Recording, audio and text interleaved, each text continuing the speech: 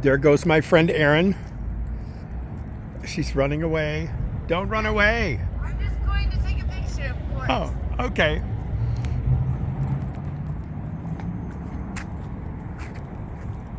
And there's my other friends, Jonna and Melody and Abity.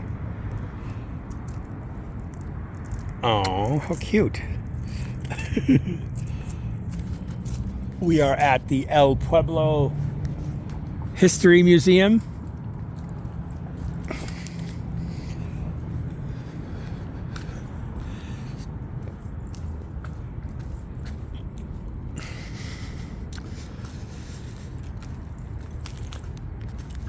I love all these little corporate statements. Inspiring generations to find wonder and meaning in our past and to engage in creating a better Colorado. Yay, corporate fluff. I love it.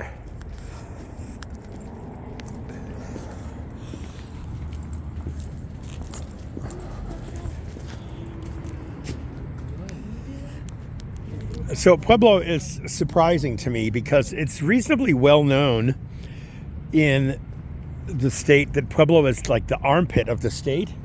And honestly, it's really not true. This place is actually kind of cool. There's a surprising amount of interesting culture.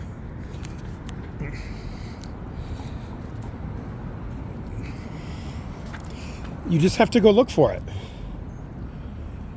That's what I try to do.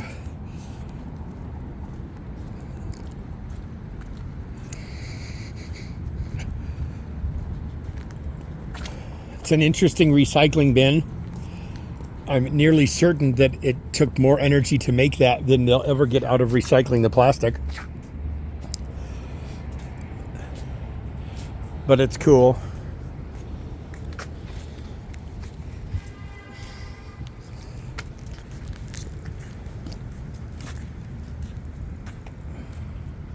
This reads, Matthew Kincaid inherited the ambitious qualities required of a frontiersman.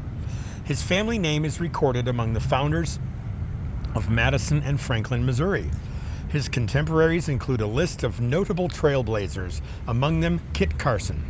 He became a distillery owner in Santa Fe and farmed in Mora, New Mexico, before becoming the first to raise cattle and buffalo on the northern banks of the Arkansas River in 1841. Primary among his business dealings was partial financing of El Pueblo Trading Post in 1842. Kincaid was a successful trader, merchant, rancher, and founder of Pueblo. By 1848, California beckoned him. There, his varied experiences and adventurous spirit made him a wealthy man.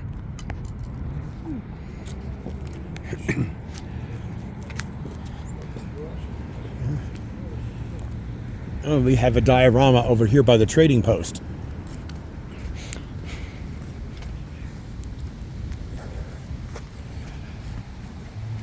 We're going to check out the trading post first. Enter the trading post through the museum entrance. Well, we're going to go read the diorama first.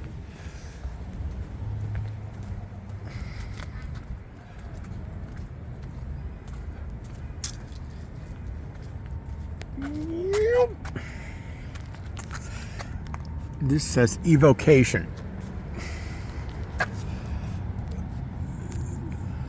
This is pretty sun damaged.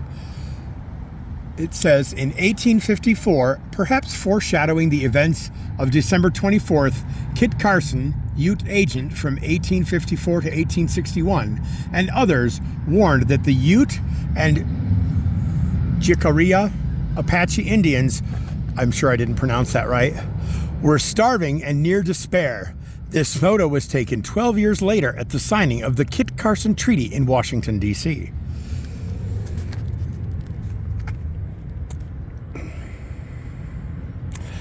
The Adobe Placita, aka Little Plaza, before you bears many features typical of fur trade era trading posts in the West, but is not an entirely accurate reconstruction of the historic El Pueblo.